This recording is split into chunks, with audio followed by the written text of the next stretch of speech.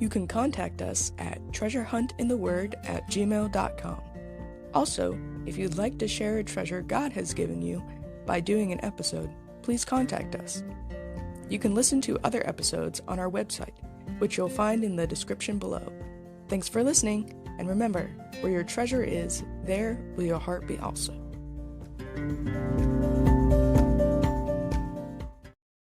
We have something a bit different for you today, a dramatization of one who witnessed Jesus' death on the cross. I hope you enjoy The Witness as performed by David Early.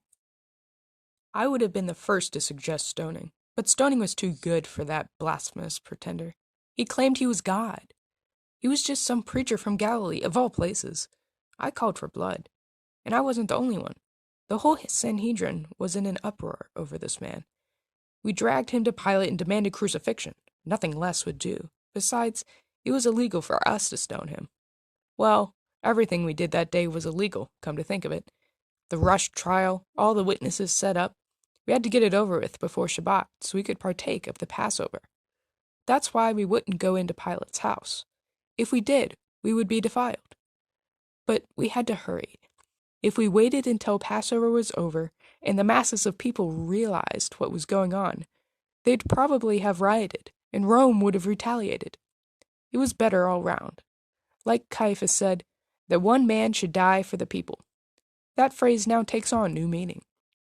I confess, I was the one who screamed, "Crucify him," pretty much forcing Pilate to rule in our favor.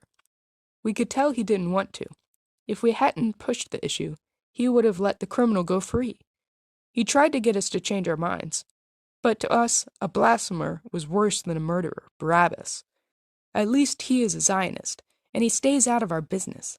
This Jesus kept interfering at the temple, making a mess of things. Pilate finally washed his hands of the whole thing and gave in to our demands. I cringe to even say this now, but then we readily agreed, let his blood be on us and our children. If he had not forgiven us, but I'm getting ahead of myself. Crucifixion is a dirty business. Normally, those of us in the Sanhedrin would have disdained the thought of being present at the crucifixion of a lowly criminal, but because we were the accusers, we had to be represented. Several of us, including myself, were glad to be there, to spit on his face, deride him, laugh at his misery and suffering. Now, I shudder to think of it. But then I was angry. I felt the liar deserved everything he got. I was so blind. By the time he got to Golgotha, he was almost dead already. He had been scourged until his back was filleted open, blood running everywhere, including down his face, because of the crown of thorns the soldiers had smashed onto his head. For once, we Jewish leaders were on the same side with the Romans. The soldiers roughly shoved him onto the cross that they laid on the ground. They took 3 nails and nailed him onto it before hoisting it up. It was just at that point when I saw him look out over the crowd and say, "Father, forgive them, for they know not what they do." At that time, that statement made me angry. Of course we knew what we were doing. We were crucifying a blasphemer who had tried to lead the people astray. And how dare he ask God to forgive us? And how dare he call God his Father? Many things happened that day, but looking back, that one statement has made all the difference to me. Even the other 2 criminals being crucified on either side of him made fun of him. I remember yelling in derision, "He trusts in God, let God deliver him now." Many of the scribes and priests made their way back to the city by the time the darkness came, but I wanted to stay until he was dead. It wasn't clouds blocking the sun type of darkness. It was just dark, an ominous darkness. Everything was deathly still and quiet. No birds sang. There was no breeze, just darkness. For 3 hours, it was like the whole world was holding its breath. None of us quite knew what to make of it. None of us moved. It was too dark to make our way back down into the city without a torch. For 3 hours we stood there, listening to him and the other 2 criminals suffering, struggling to breathe, blood wetting our sandals. Suddenly he cried out, and in an agonized voice, Eli, Eli, lama sabachthani. Others standing around murmured in an awed voice, He's calling to Elijah, the forerunner of the Messiah. Will Elijah come to save him? I knew that's not what he said at all. He was quoting Psalm 22, my God, why have you forsaken me? Secretly I answered, because you're a blasphemer. But my head continued the psalm automatically. That's when I realized why he said it. Let me read to you portions of it. But I am a worm, and no man, a reproach of men, and despised by the people. All those who see me ridicule me. They shout out the lip. They shake the head, saying, He trusted in the Lord. Let him rescue him. Let him deliver him, since he delights in him. I said that very thing. That came out of my mouth. I am poured out like water, and all my bones are out of joint. My heart is like wax. It is melted within me. My strength is dried up like a potsherd, and my tongue clings to my jaws. You have brought me to the dust of death, for dogs have surrounded me. The congregation of the wicked has enclosed me. They pierced my hands and my feet. I can count all my bones. They look and stare at me. They divide my garments among them, and for my clothing they cast lots. All those things. That's what I had just witnessed, down to the details of dividing his garments and casting lots. I had seen the soldiers do that. Horror swept over me. This wasn't just a psalm of David. He'd never experienced or even seen crucifixion. That was a Roman torture, not Jewish. Why would he write about it? Unless it was prophecy about our Messiah. All of the things I'd heard about Jesus and seen with my own eyes rushed through my head.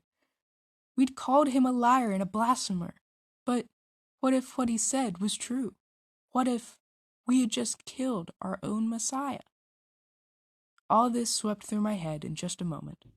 Suddenly, I heard him shout, Tetelestai, meaning all is fulfilled, it is finished, or paid in full. Suddenly, my body grew weak, in the realization of what I had just witnessed. I fell to my knees, tears streaming down my face. I had just killed the Messiah. The earth seemed to realize what I had done too, for the stone under me quaked. Rocks broke in two.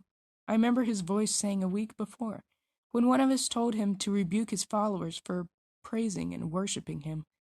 I tell you, if these were silent, then the very stones would cry out. The day of his crucifixion, those voices were silent, and the rocks did cry out. The centurion, the Roman leader of the crucifixion, looked up at the cross and said, Truly this was the Son of God. I agreed. He was the Son of God, our King, our Messiah. I looked down. My hands, my knees, and even my feet were stained with his blood. Let his blood be on us and our children. Yes, I had said that. I yelled, Crucify. I put him on that cross. The Messiah who came to save me, who came to save Israel. He had been right. He'd started so many of his teachings with, Woe unto you, scribes, Pharisees, hypocrites. Yes, I was a hypocrite. I had pretended to love God, yet rejected his chosen one. I don't know how long I knelt there, sobbing into the rocks and dirt. I don't even know when they took his body down from the cross. But as I thought through all that had happened there that day, I suddenly remembered what he had said. Father, forgive them, for they know not what they do. He had been right. We didn't know. There was hope, forgiveness. He had asked God for forgiveness to be extended to me, the one who put him through this awful torture. Still kneeling before the cross, I prayed, Almighty God, is there any way you can forgive me? More words would not come, but only tears.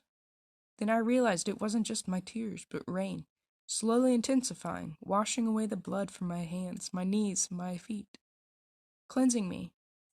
At the same time, God reminded me of other prophecies. In Isaiah 53, he was despised and rejected, a man of sorrows. Surely he has borne our griefs and carried our sorrows. He was wounded for our transgressions. With his stripes we are healed. The Lord laid on him the iniquity of us all. Isaiah 55, 6-7. Seek the Lord. Let the wicked forsake his way. Let him return to the Lord, that he may have compassion on him, for he will abundantly pardon. This was all God's plan. Jesus, my Messiah, died for me, for my sins, for the sins of the whole world, for the sins of every generation. My mind finished Psalm 22. All the families of the nations shall worship before you. It shall be told to the coming generations, to a people yet unborn, that he has done it.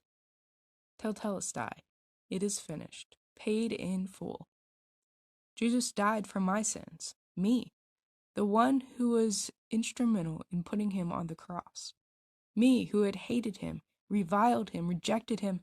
He forgave me, and he will forgive you too, if you ask him. You can contact us at treasurehuntintheword@gmail.com. Also, if you'd like to share a treasure, let us know. You can also listen to other episodes on our website, which you can find in the description below. Thanks for listening, and have a blessed Easter.